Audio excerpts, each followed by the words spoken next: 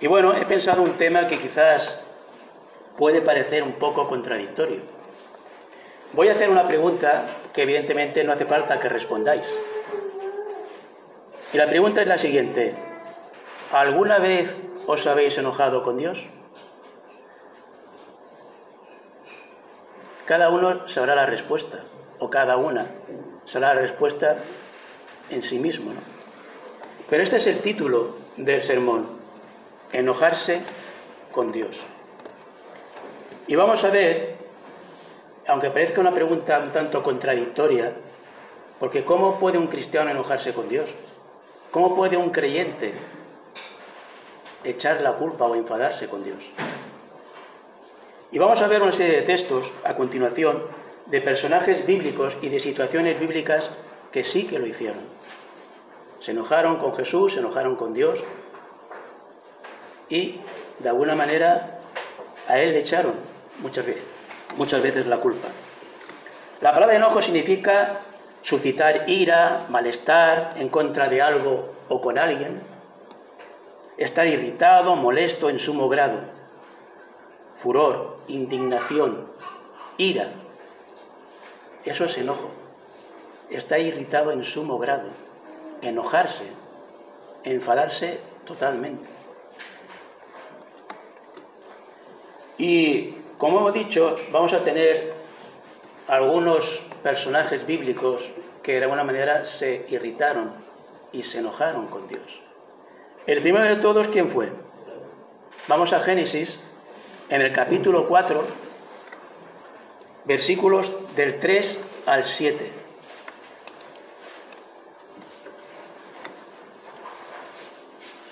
Dice así: y aconteció que al transcurrir el tiempo, Caín trajo al Señor una ofrenda del fruto de la tierra. También Abel, por su parte, trajo de los primogénitos de sus ovejas y de la grosura de los mismos. Y el Señor miró con agrado a Abel y a su ofrenda, pero a Caín y a su ofrenda no miró con agrado. Y Caín se enojó mucho, y su semblante se demudó. Entonces el Señor dijo a Caín: ¿por qué estás enojado? Esa es la que dice mi versión de las Américas, quizás otro dice otra cosa, ¿no? ¿Por qué estás enojado? ¿Y por qué se ha demudado tu semblante? Si haces el bien, no serás aceptado. Y si no haces, el pecado yace a la puerta y te codicia, pero tú debes dominar. Aquí tenemos el primer personaje bíblico que se enojó contra Dios, Caín. Y sabemos cuál era el carácter de Caín, muy diferente al de su hermano Abel. Claro, Abel ofrecía lo mejor de su rebaño a Dios, y Abel y Caín ofrecía lo que sobraba, lo malo. Y Dios no aceptaba esa ofrenda. Y él se enojó contra Dios, le echó la culpa. ¿Por qué no aceptas mi ofrenda y la de mi hermano sí? ¿Pero qué haces, Caín?, le pregunta Dios. Si haces el bien, no serás aceptado, pero si haces lo malo, el pecado está en ti. Pero muchas veces, aunque el fallo es nuestro y nos equivocamos, le echamos la culpa a Dios de todo lo que nos pasa. Caín ofreció lo que sobraba, sin ninguna madurez espiritual. En cambio, Abel ofreció los primogénitos de sus ovejas, lo mejor que tenía. Y esa fue la diferencia, que Dios aceptó ese sacrificio. Si vamos más adelante, vamos a ver que el pueblo de Israel se quejó montones de veces contra Dios. Si vamos a Éxodo, en el capítulo 16, versículos del 1 al 3.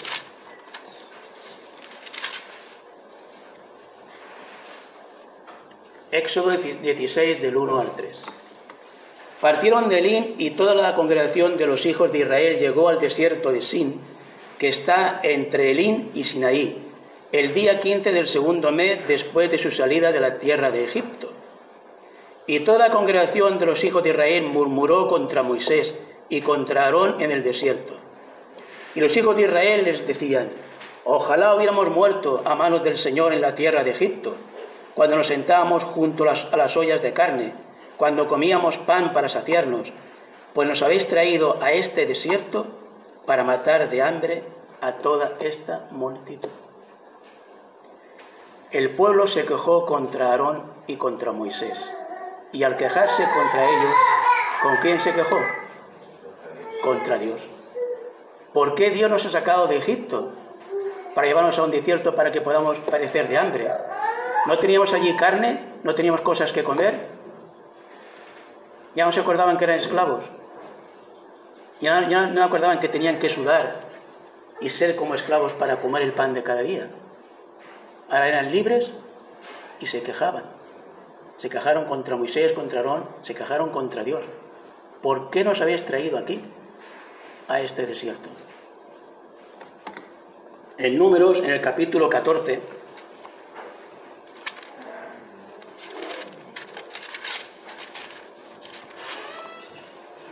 versículos del 1 al 10, encontramos lo mismo, más o menos la misma queja.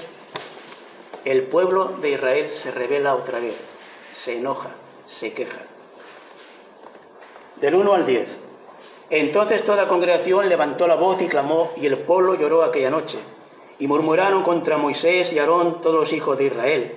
Y les dijo toda la congregación: ojalá hubiéramos muerto en la tierra de Egipto, ojalá hubiéramos muerto en este desierto. ¿Y por qué nos trae el Señor a esta tierra para caer a espada? Nuestras mujeres y nuestros hijos vendrán a ser presa. ¿No sería mejor que nos volviéramos a Egipto? Y se decían unos a otros: nombremos un jefe y volvamos a Egipto. Entonces Moisés y Aarón cayeron sobre sus rostros en presencia de toda la asamblea de la congregación de los hijos de Israel. Y Josué, hijo de Nun, y Caleb, hijo de Jefone, que eran de los que habían reconocido la tierra, rasgaron sus vestidos. Y hablaron a toda la congregación de los hijos de Israel, diciendo: la tierra por la que pasamos para reconocerla es una tierra buena en gran manera. Si el Señor se agrada de nosotros, nos llevará a esa tierra y nos la dará. Es una tierra que emana leche y miel. Solo que no os rebeléis contra el Señor, ni tengáis miedo de la gente de la sierra, pues será presa nuestra. Su protección les ha sido quitada, y el Señor está con nosotros. No les tengáis miedo. Pero ¿qué pasa en el versículo 10? ¿Qué dice? Pero toda la congregación dijo que los apedrearan. ¿A quién? ¿A Josué? ¿A Caleb? ¿A Moisés? ¿A Aarón?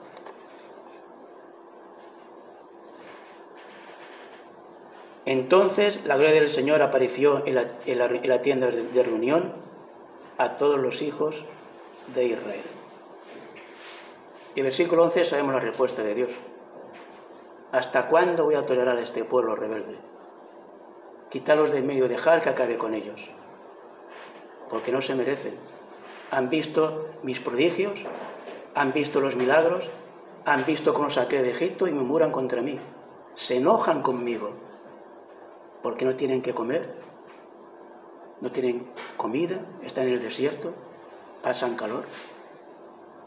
El pueblo de Israel se enojó más de una vez contra su Dios. Hay otro caso muy significativo en el libro de Job. Job, capítulo 2, versículo 9. Todos sabemos lo que le pasó a Job. Pero es curioso la actitud que tiene su mujer. Con todas las desgracias que le sucede a Job, él realmente es un hombre increíble en su integridad. Pero ¿qué le dice su mujer en el versículo 9 del capítulo 2? Entonces su mujer le dijo: ¿aún conservas tu integridad? Maldice a Dios y muérete. Reniega de Dios. Quítalo de tu vida. ¿Qué es lo que te ha hecho? ¿Qué es lo que te ha dado ahora? ¿En qué te has convertido con lo que eras? Bueno, podemos pensar francamente: caramba, la mujer de lo que dice, ¿no?, de Dios. Pero va a permitirme que dramatice un poco. Voy a dramatizar, Permitidme que lo haga. Imaginaos por un momento que tenemos un buen negocio, somos prósperos, vivimos muy bien, no tenemos ningún problema, somos felices, vivimos con riquezas. Pero hay un cataclismo, hay una crisis mundial económica. Hay guerras, conflictos mundiales y nos quedamos a cero. Nos quedamos sin nada. Lo justo para ir viviendo, para comer, y si es que comemos. Tenemos nuestros hijos, cogen el avión para dirigirse a un país, el avión tiene un accidente y mueren todos. Quedamos sin hijos. Nuestro marido, nuestra esposa nos deja, se separa de nosotros. Estoy dramatizando. No me encuentro bien un día, no sé qué me pasa, voy al médico, me diagnostica un cáncer fatal y me dan de vida 6 meses. Y podría seguir dramatizando. ¿Qué haríamos nosotros como cristianos? Es fácil decir, oh, la mujer de Lot, que dice, apártate, maldice a Dios y muérete. Nosotros tendríamos la misma integridad que Lot, haríamos lo mismo. Dios da, Dios quita. Ojalá. Si algún hermano o hermana tiene esa capacidad, bendito sea él. Pero no sabemos cómo actuaríamos. Si desgracia tras desgracia nos viene en nuestra vida, puede ser que renunciemos de Dios. Puede ser que digamos, Dios, ¿por qué has hecho esto conmigo? He sido un cristiano fiel toda mi vida, he asistido, he procurado siempre hacer tu voluntad. ¿Por qué me pasa esto? ¿Lo merezco? ¿Y renunciar de Dios? ¿Cuántos cristianos, cuántas personas han renunciado a Dios cuando han tenido realmente problemas y conflictos? Y no solamente la gente del mundo, sino cristianos. Bueno, hay que encontrarse en situación para saber cómo podemos actuar. La mujer de Lot tuvo una actitud realmente humana y carnal. Pero, evidentemente, las desgracias personales nos pueden apartar también de Dios. También los judíos se enojaron con Jesús. Si vamos a Juan en el capítulo 7,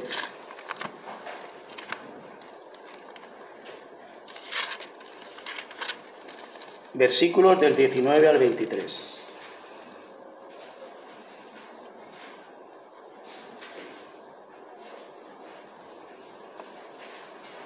Juan 7, de 19 al 23.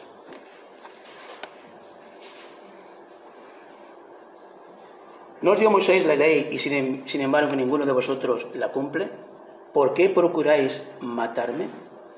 La multitud contestó, ¿tienes un demonio? ¿Quién procura matarte? Él respondió Jesús y le dijo, una sola obra hice, y todo os admiráis. Por eso Moisés os ha dado la circuncisión, no porque sea de Moisés, sino de los padres, y en el día de reposo circundáis al hombre. Y si para violar la ley de Moisés un hombre recibe la circuncisión en el día de reposo, ¿por qué estáis enojados conmigo? ¿Por qué? ¿Porque sané por completo a un hombre en el día de reposo? ¿Por eso os enfadáis? ¿Por eso me atacáis?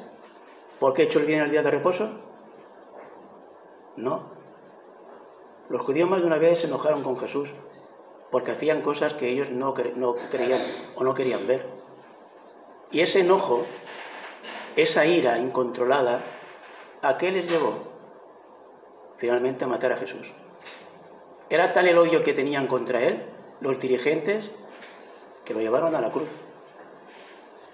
Por eso dice Jesús, ¿por qué? ¿Por qué estáis enojados conmigo? ¿Porque he hecho el bien en el día de reposo a un hombre?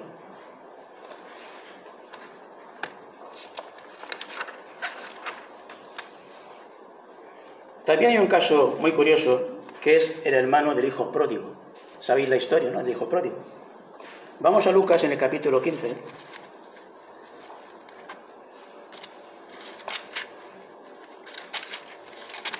Versículos del 27 al 30. Sabéis la historia, ¿no? Cuando llega ya su hermano, su padre hace la fiesta, etcétera, etcétera, llega su hermano, evidentemente se enfada. Lógico que se enfade. Desde un punto de vista malo, sí, lógico que se enfade con su padre. De 27 al 30. Y él le dijo, tu hermano ha venido y tu padre ha matado el becerro engordado porque lo ha recibido sano y salvo. Entonces él se enojó y no quería entrar. Salió su padre y le rogaba que entrara. Pero respondiendo él le dijo al padre: mira, por tantos años te he servido y nunca he desobedecido ninguna orden tuya, y sin embargo nunca me has dado un cabrito para regocijarme con mis amigos. Pero cuando vino este hijo tuyo y ha consumido tus bienes con rameras, mataste para él el becerro engordado. Se enojó contra su hermano y su padre. Y él le dijo: hijo mío, tú siempre has estado conmigo y todo lo mío es tuyo. Pero es necesario hacer fiesta y regocijarnos porque este tu hermano estaba muerto, separado del Padre, y ha vuelto a la vida. Estaba perdido y ha sido hallado. Pero el hermano mayor no lo entendió. Y en parte él tenía razón. El Padre simboliza evidentemente a Dios en esta parábola. Y Dios perdona al que se extravía. Pero el hijo mayor no lo entendía. Y en parte, vuelvo a repetir, tenía su razón de quejarse. ¿Por qué a mí nunca me has dado nada si siempre te he servido? Llega mi hermano que ha llevado la vida que lleva, y a él sí, y a mí no. Se enojó contra Dios, se enojó contra el Padre.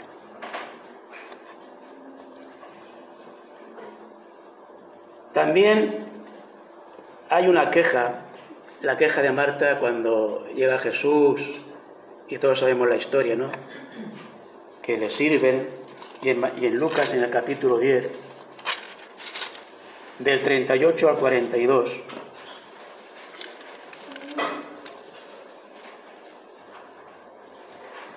dice Lucas: mientras iban ellos de camino, él entró en cierta aldea, y una mujer llamada Marta le recibió en su casa.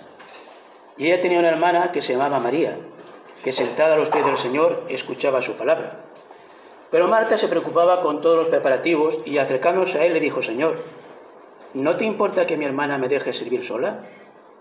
Dile pues que me ayude.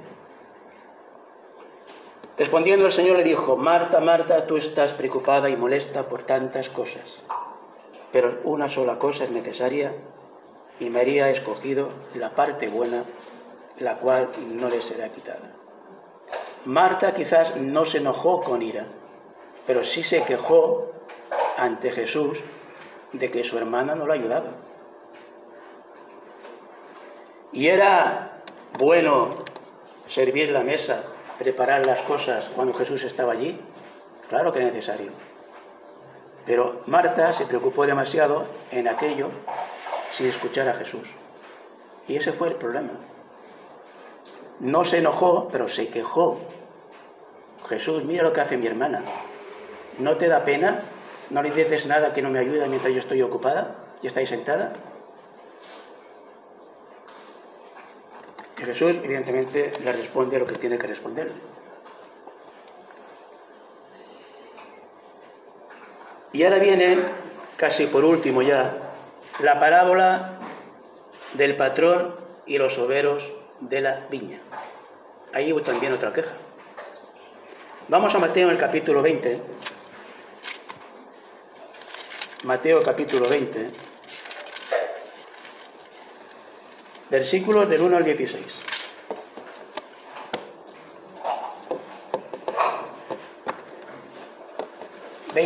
Del 1 al 16. Porque el reino de los cielos es semejante a un hacendado que salió muy de mañana para contratar obreros para su viña, y habiendo convenido con los obreros en un denario al día, los envió a su viña. Y salió como a la hora tercera y vio parados en la plaza a otros que estaban sin trabajo. Y a esto les dijo: id también vosotros a la viña, y os daré lo que sea justo. Y ellos fueron. Volvió a salir como a la hora sexta y a la novena, e hizo lo mismo. Y saliendo como a la hora 11, encontró a otros parados y les dijo: ¿por qué habéis estado aquí parados todo el día sin trabajar? Ellos le dijeron: porque nadie nos contrató. Él les dijo: id también vosotros a la viña. Y al atardecer, El señor de la viña dijo a su mayordomo: llama a los obreros y págale su jornal, comenzando por los últimos hasta los primeros. Cuando llegaron los que habían sido contratados como a la hora 1/10, cada uno recibió 1 denario, que era el salario que cobraba cada obrero en un día. Y cuando llegaron los que fueron contratados primero, pensaban que recibirían más. Pero ellos también recibieron 1 denario cada uno. Y al recibirlo murmuraban contra el hacendado, se quejaban, diciendo: estos últimos han trabajado solo 1 hora, pero los ha hecho iguales a nosotros, que hemos soportado el peso y el calor abrasador del día. Pero respondiendo él, dijo a uno de ellos: amigo, no te hago ninguna injusticia. ¿No conveniste conmigo en 1 denario? Toma lo que es tuyo y vete, pero yo quiero darle a este último lo mismo que a ti. ¿No me es lícito hacer lo que quiero con lo que es mío? ¿O es tu ojo malo porque yo soy bueno? Así los últimos serán primeros y los primeros últimos. Esta parábola, hermanos, tiene un significado espiritual. La viña es el reino de Dios, es su iglesia hoy día. El capataz, el dueño, evidentemente es Dios, es Cristo. Los obreros se quejaron de que los últimos recibieron igual salario. La viña simboliza trabajar en la obra del Señor, su iglesia, en la cual todos los trabajadores recibirán la misma recompensa. Imaginaos por un momento que Juan y yo llevamos ya 30, 35 años de cristianos, y los que somos más viejos. Y tenemos, según la justicia de Dios, el mismo pago. Llega un hermano que hace poco se ha convertido y recibe lo mismo que yo, la misma recompensa. ¿Y nosotros nos quejamos por eso? Dios no hace acepción de personas. El hermano que es fiel, aunque lleve 1 año o meses, y el hermano que es fiel o la hermana, aunque lleve 30, 40 años, va a recibir en el cielo la misma recompensa. No vamos a quejarnos diciendo: hombre, nosotros hemos estado todo el día soportando el calor, el trabajo duro, y este que llega aquí 1 hora va a recibir lo mismo que yo. En el cielo no va a ser así, hermanos. Cada uno va a recibir la misma recompensa, sea más años o sean menos. No importa. El Señor no va a hacer acepciones en su reino. Nadie va a ser más que otro. Y esa es la parábola de la viña del Señor. Dios no hace acepción de personas. Los primeros, judíos, serán los últimos. Y los últimos, los gentiles, serán primeros. Y nadie puede quejarse. Nadie puede decir al Señor: hombre, Señor, cuando estemos ante su presencia, yo te he servido 30 años. Quiero recibir más recompensa que este que ha estado solamente 1 año. Un hermano que ya es mayorcito, una hermana ya es mayor, se convierte y se muere. Ya ha estado 1 año o meses nada más en la iglesia. ¿Él va a recibir menos que nosotros? Va a recibir igual. ¿Qué es lo que importa?